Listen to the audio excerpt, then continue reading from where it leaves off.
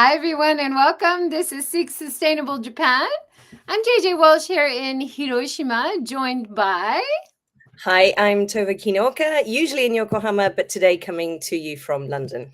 It's so nice to connect, even though we're on other parts of the world, other time zones. It's a lovely afternoon, beautiful weather here in Hiroshima now. We're not seeing any autumn colors yet, but it's nice and cool. I'm even wearing long sleeves, which is quite the change from even a week ago. It was so warm still.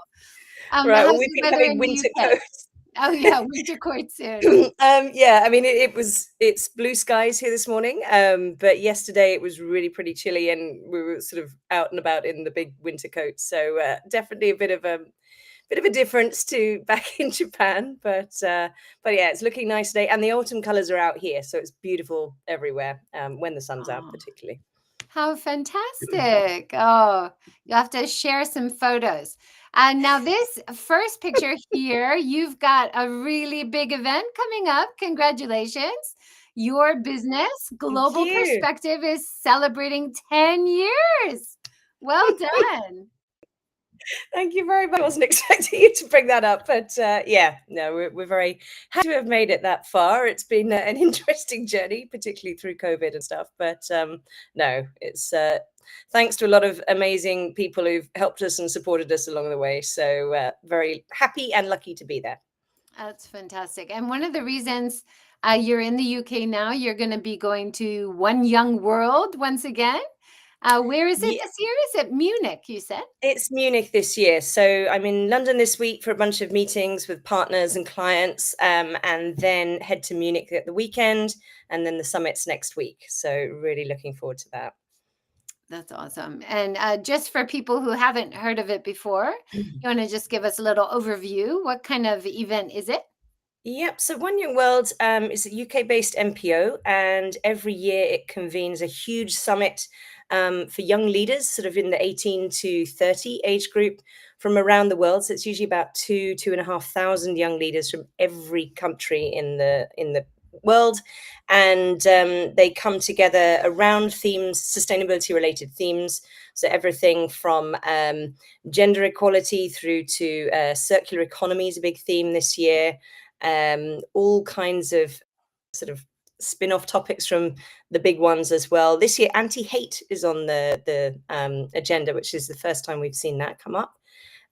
So it's always a very, very, what shall I say, inspiring, but also kind of it hits home. These are real people with real stories. There are some incredible young leaders who've been through things that most of us can't possibly imagine, and have come through it stronger and are making an incredible impact wherever they are in the world.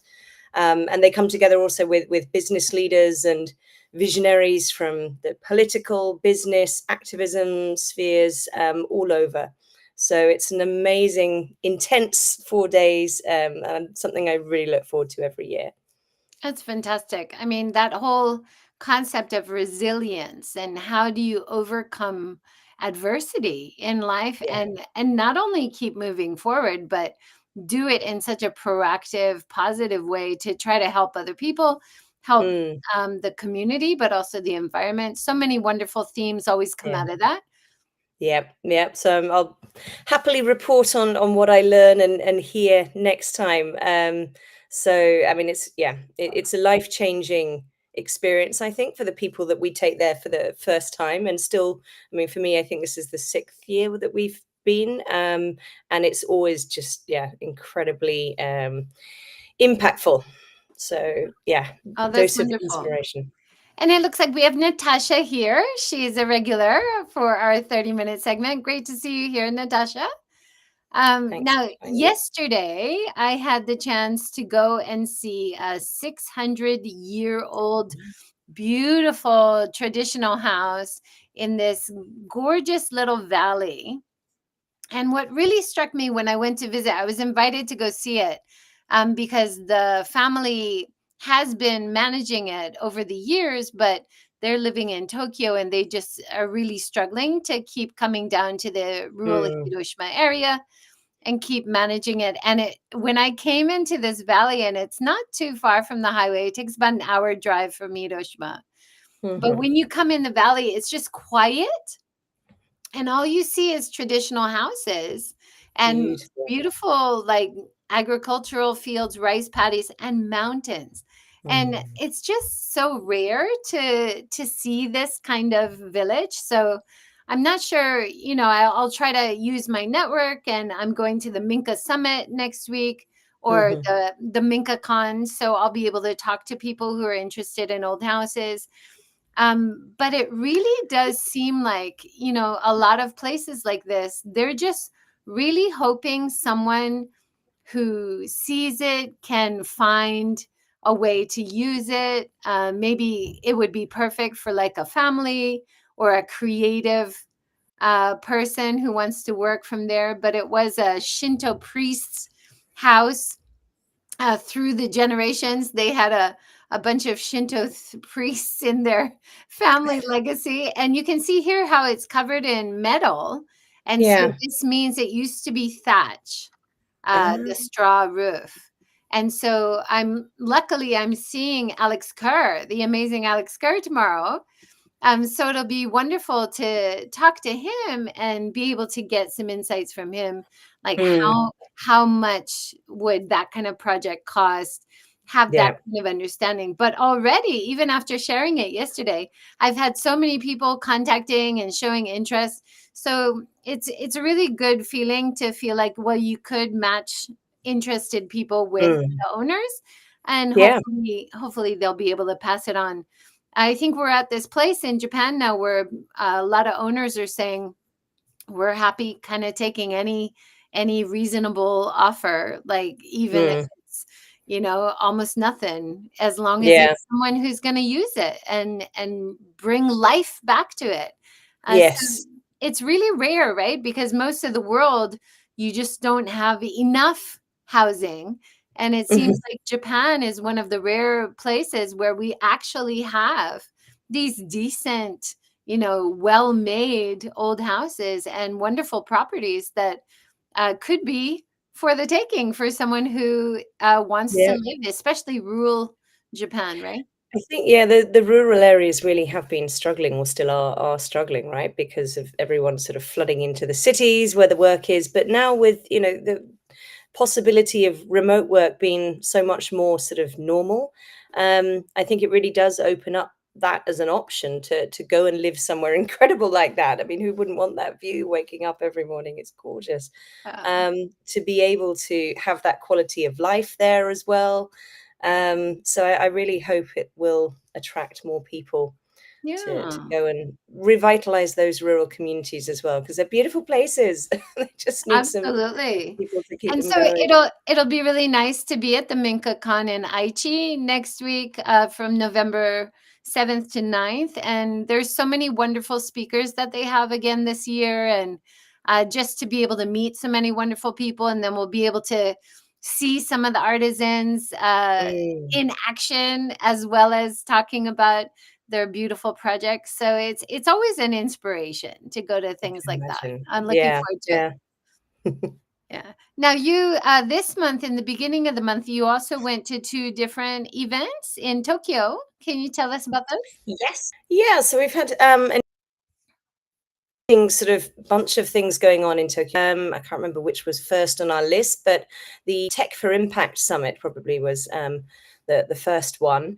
And that brought together a really interesting mix of people. So, sort of organized by Socius, and in particular, Seira Yun, who did an amazing job of bringing together some really, really interesting speakers, entrepreneurs, VCs, people from large corporates. So we had lots of different angles, and they were looking at how companies are currently using tech for positive impact, both environmental and social.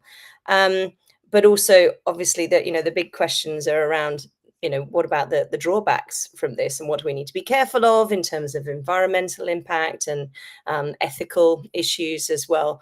So there were some really great discussions there. I think one of the highlights, well, a couple of highlights for me, there was an amazing panel with entrepreneurs, and our friend Mariko McTia from Maimizu was one of the speakers on that. and talking about how sort of startups really need to be able to tell their story, not just talk about the product or the service that they're creating, but actually, what's your story? Why are you doing this? Why is this important? And really having that story ready to tell. And then Audrey Tang, kind of legendary Audrey Tang from Taiwan, was just such a fascinating discussion with her, talking about diversity and also the sort of adaptation of technology to sort of different uses and needs and the concerns that we have. And she's advising, I think, the Taiwanese government on how to roll things out there. And she had this wonderful comment that was, you don't need to wait until you've got your idea perfect. She said, and a less than perfect idea, put it out there, and that can be an invitation to somebody to continue the conversation. And I thought that was a really nice way of looking at it, worrying, rather than worrying about, have I got it right yet? And is this idea ready to share? And am I going to look like an idiot because I haven't thought it all through yet? So just get it out there. And that's an invitation to others to then sort of pick up on the conversation and help you maybe uncover the things that you're not seeing. So it was very inspirational. We saw a lot of companies that are sort of super innovative, addressing issues like food waste and inequality.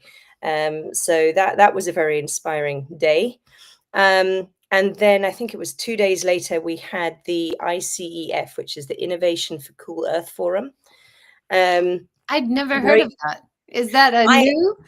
Is that a new one? 15 years, but I only heard of it because a friend of mine, an amazing tech sort of entrepreneur from Singapore. She's speaking on one of the panels, so that's how I heard about it. Went along, so it was a very different vibe to the Tech for Impact. There were a lot of government representatives, a lot of academic research side of things, looking at different technologies, particularly around batteries and energy storage, carbon capture. So I learned a lot there. It was brilliant. I was frantically scribbling notes. But it was really interesting because I think we see a lot of things in the media about sort of whether carbon capture is the good thing, or whether, should we be looking at actually just reducing it at source and this, that, and the other. And the sort of takeaway I got was that we need both. We're not able to reduce fast enough in order to bring down the levels as much as we need to, as quickly as we need to. But these sort of direct capture technologies that are there are also necessary, but they're very different. And so they had experts talking about the different types there. Unfortunately, my notes are back on my desk in Tokyo, so I can't share any specifics right now. Okay. But it was super interesting because I think I didn't have much sort of technical knowledge and capture side of things, types there. I was just listening. Interesting to learn Harvard about. Business Yeah. School does a great podcast. I think it's called Climate Rising, and they Yes, yeah. interview a lot of people who have done their MBA program. And once they're out in the world working in interesting industries, all sustainably related. Yeah. And they had a woman talking about carbon capture, and it's so technical and confusing, but the Yep. more you listen to it, the more you understand how varied it is. Like, Yeah. there's so many different techniques, there's so many different ways to capture carbon, and then how is it used, and then Yeah. some initiatives or innovators are capturing it but not using it. That would be a different company.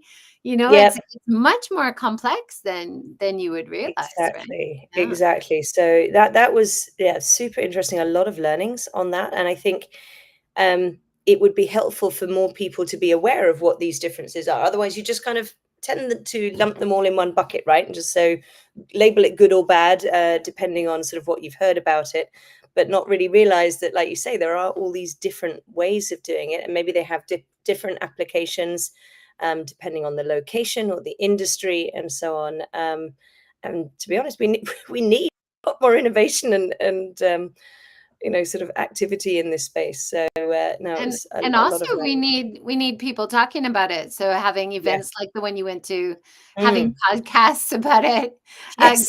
getting people to Yeah. try to dumb it down, like people Mm. inside these industries, they've got all this tech jargon and everything.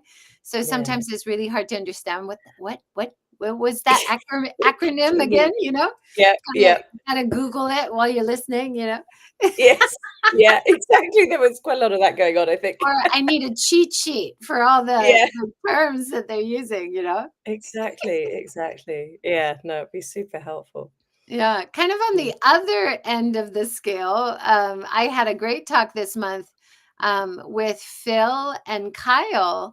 Now, Kyle has been on the show before. Kyle Holsuter, he does Permaculture Center Kamimomi in Okayama, which is right next to Hiroshima.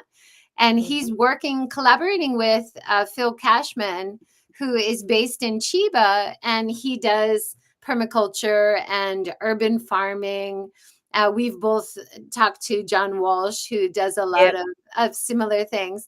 And he's really passionate about how can you grow more things in your tiny kitchen in urban spaces, really Brilliant. practical stuff. And so they're doing a really fun looking event coming up called Living Earth Lab. And it's like a week-long seminar in Okayama where they'll be doing a variety of things from harvesting trees sustainably to using lumber to doing natural plastering, building, but also talking about all those wonderful concepts of permaculture. What does that Mm. mean? How does it interplay with the Satoyama, the Yeah. traditional ideas of using water flows and living in harmony with nature and stuff. So it just Mhm. sounds so good. And I'm so sad I can't go. But it was great catching up with them. We had a very lively, fun chat. Um, Phil is very enthusiastic about compost toilets, which was really fun to talk Brilliant. about. Yeah. But, like the house I visited yesterday, Right. that's an Perfect. issue in the middle of nowhere in these Yep. old houses. He said that would be something the owner would have to deal with is now it's a pit Yeah. toilet, and then the trucks have to come by and suction Mm. out what's in there. But if you got comfortable with even like Phil was talking about microflush and Mm. having a compost toilet which acts like a modern toilet, and it's Yeah. not the pit, it's much more comforting for people who aren't quite Yeah. ready for that really out in the Mhm. middle of the woods by yourself kind of experience. Like you can make it Yeah. modern, and so I Yeah. was thinking about that yesterday. So that was Mhm. really good learning. Brilliant. So we visited New Zealand about, I don't know, 6, 7 years ago. And there were quite a few places, particularly in the sort of rural areas there as we were traveling around, that were using composting toilets. I thought it was just, and they were great. They didn't smell, they were perfectly comfortable and convenient. So, yeah, And it I think really, it's definitely an if option. you're thinking of planning a house, it frees you up in terms of your design so much. If you Yes. don't have to make a sewage line, or Yeah. you don't have to get a truck to come and suction it out, Mm. right? It Yeah. can really develop into a much more natural and sustainable and beautifully and comfortably designed house, right? So Yeah. it Yeah. is worth talking about, even though it's, uncomfortable for many people. I grew up on a farm, so for me, it's not too much of Okay, an issue, but I oh, can it's all imagine right for you. for some Yeah, people, it's a bit weird. that's funny. I also had the chance to talk with Toru Muramatsu, who is the CEO of Chiori Alliance, and Alex Kerr Mhm. founded that with his beautiful house in Ia Valley, Chiori. And then it developed into this Chiori Alliance. And so they have multiple traditional houses made into guest houses and different projects around. But it was interesting talking to Toru and hearing his ideas about how he studied in America, and then he Mhm. realized I have a lot of interest in Japanese culture, and then coming back Yeah, and working with traditional furniture, and then now yeah. working with traditional houses. And it's so nice to talk to someone who has that U-turn. And I'm Mm, sure yeah, in One World, this conference, that you see a lot of people like that who go and educate abroad, and then they want to come back and apply yeah. it in Japan or where they're from. Exactly, solve the challenges they see around them that maybe they're looking at now with a different perspective, so I think that kind of experience is really valuable. Yeah, absolutely. And just some insights from, I don't think we've talked since I went to the Netherlands and saw my Ah, son, and just some of the great initiatives that I saw at work there.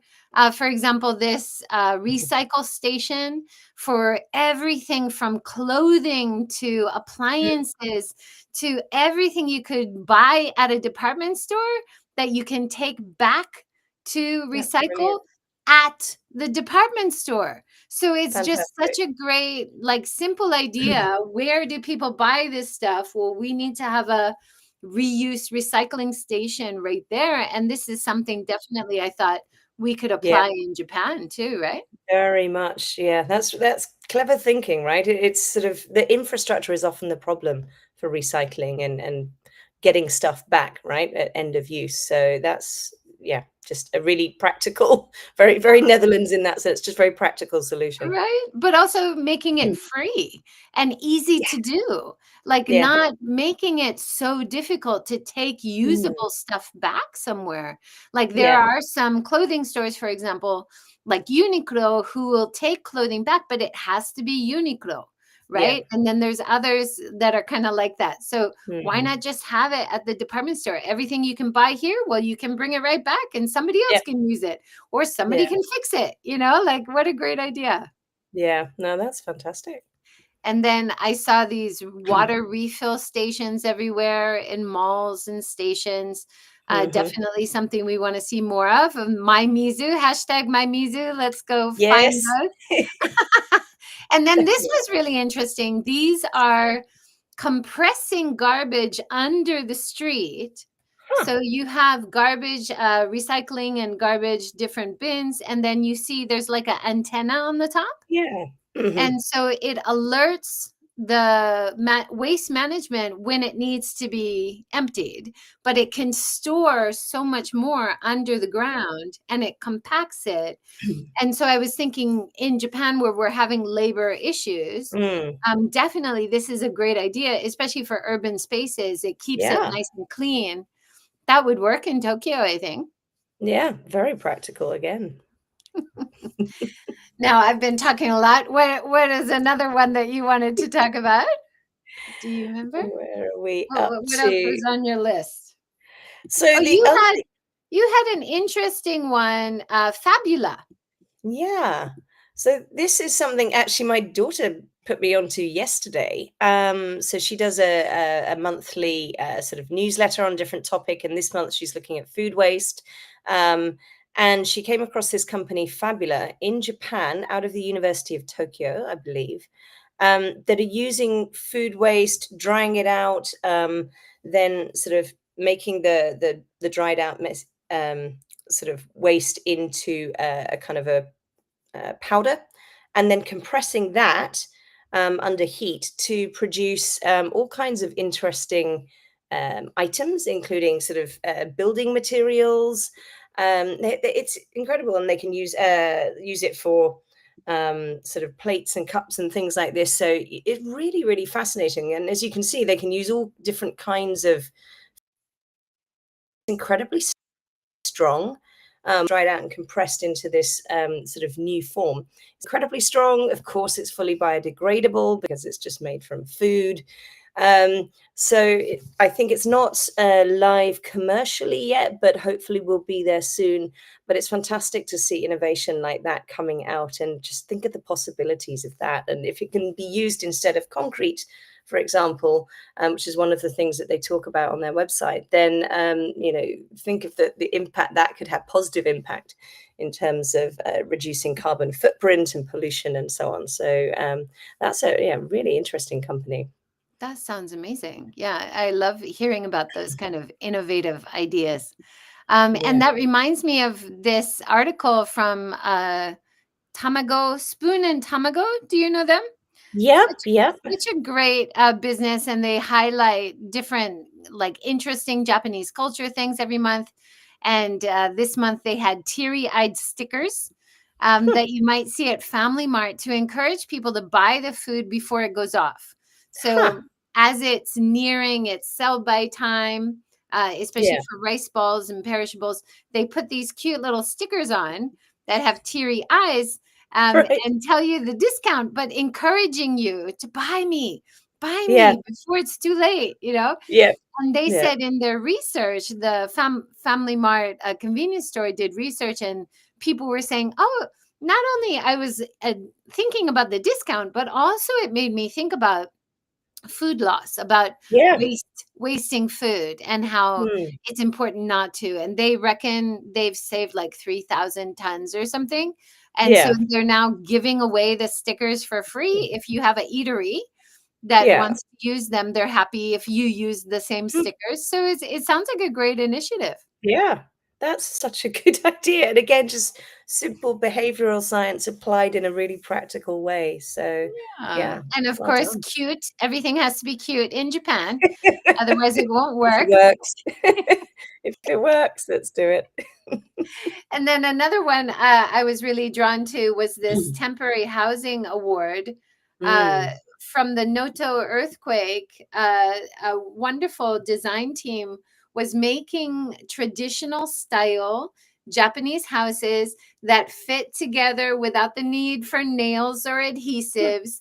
And so they're very simple temporary housing, but really they're beautiful and they're strong and Yeah, promoting traditional Japanese culture. So I'll put a link to that below. And such a beautiful fantastic. idea. Yeah, yeah. No, that looks great. Much better than some of the boxes we saw that just looked like sort of, I don't know, shipping containers based Yeah. a I few mean, months back. it's So, great when you see those reuse mm, of shipping containers, but with mm, the long hot summer that we just had, that would not be yeah, comfortable to live in, right? no, no, exactly. So, and particularly when people are in these things, not just for a few weeks or something, this is months and months and months, sometimes years that we're talking about. So, Yeah. yeah. Was there anything else you had on your list, Tova? I think the only other thing was just a point about. So we visited yesterday, or I visited one of our partner companies, Insights, which is a psychometric assessment that we use. And I noticed that at the front of their car park, because it's in the middle of nowhere, so public transportation isn't an option there. But at the front of their car park was a whole line of electric cars all plugged in. Like interesting. So I asked the staff about them, and they said yes. The company incentivizes them and gives them some support if they want to buy an electric vehicle.